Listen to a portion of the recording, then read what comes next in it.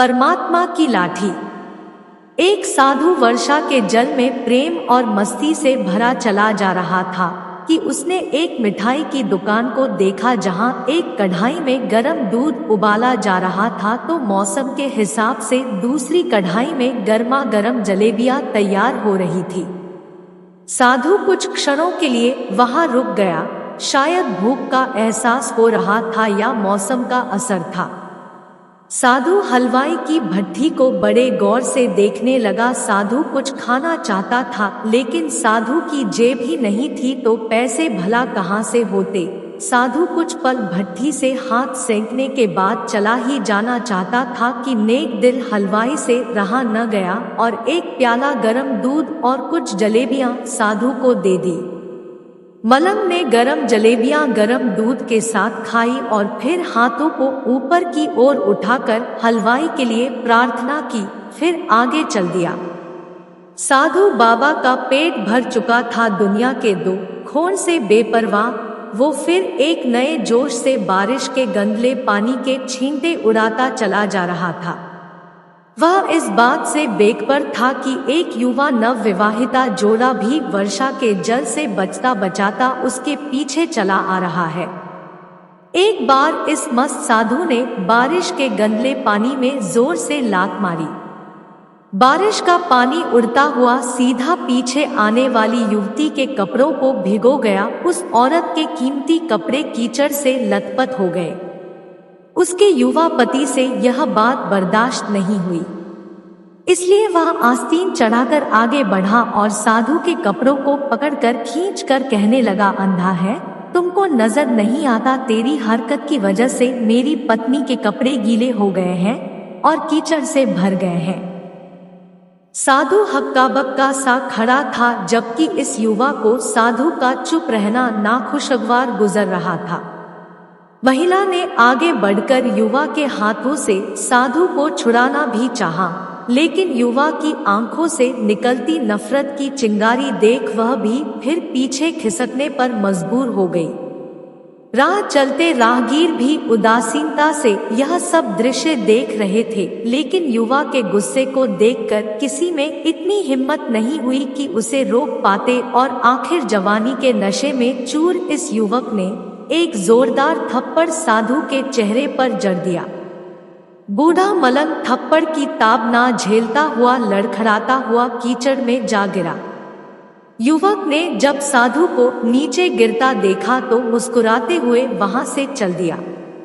बूढ़े साधु ने आकाश की ओर देखा और उसके होठों से निकला, वाह मेरे भगवान, कभी गरम दूध जलेबियां और कभी गरम थप्पड़, लेकिन जो तू चाहे मुझे भी वही पसंद है। यह कहता हुआ वह एक बार फिर अपने रास्ते पर चल दिया। दूसरी ओर वह युवा जोड़ा अपनी मस्ती को समर्पित अपनी मंजिल की ओर अग्रसर हो गया। थोड़ी ही दूर चलने के बाद वे एक मकान के सामने पहुंचकर रुका। वह अपने घर पहुंच गए थे। वो युवा अपनी जेब से चाबी निकालकर अपनी पत्नी से हंसी मजाक करते हुए ऊपर घर की सीढ़ियों तय कर रहा था। बारिश के कारण सीढ़ियों पर फिसलन हो गई थी। अचानक युवा का पैर फिसल गया और वह सीढ़ियों से नीचे गिरने लगा। महिला ने बहुत जोर से शोर मचाकर लोगों का ध्यान अपने पति की ओर आकर्षित करने लगी, जिसकी वजह से काफी लोग तुरंत सहायता के लिए युवा की ओर लपक, लेकिन देर हो चुकी थी। युवक का सिर फट गया था और कुछ ही देर में ज्यादा खून बह जाने के कारण इस नौजवान युवक की मौत हो चुकी थी। कुछ लोगों ने दूर से आते साधु बाबा को देखा तो आपस में कानाफूसी होने लगी कि निश्चित रूप से इस साधु बाबा ने थप्पड़ खाकर युवा को श्राप दिया है, अन्यथा ऐसे नौजवान युवक का केवल सीढ़ियों से गिरकर मर जाना बड़े अचंभे की बात लगती है।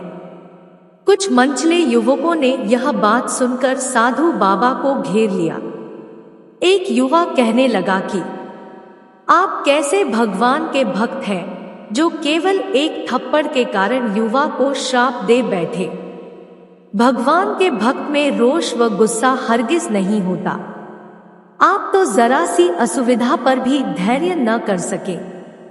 साधु बाबा कहने लगा, भगवान की कसम, मैंने इस युवा को श्राप नहीं दिया। अगर आपने श्राप नहीं दिया तो ऐसा नौजवान युवा सीढ़ियों से गिरकर कैसे मर गया? तब साधु बाबा ने दर्शकों से एक अनोखा सवाल किया कि आप में से कोई इस सब घटना का चश्मदीद गवाह मौजूद है? एक युवक ने आगे बढ़कर कहा, हाँ, मैं इस सब घटना का चश्मदीद गवाह हूं। साधु ने अगला सवाल किया, मेरे कदमों से जो कीचड़ उछला था, क्या उसने युवा के कपड़ों को दागी किया था? युवा बोला, नहीं, लेकिन महिला के कपड़े जरूर खराब हुए थे।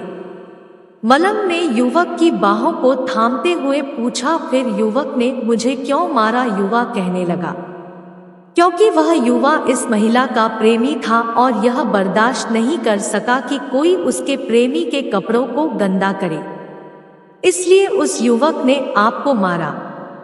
युवा की बात सुनकर साधु बाबा ने एक जोरदार ठहाका बुलंद किया और यह कहता हुआ वहां से विदा हो गया, तो भगवान की कसम, मैंने श्राप कभी किसी को नहीं दिया, लेकिन कोई है जो मुझसे प्रेम रखता है।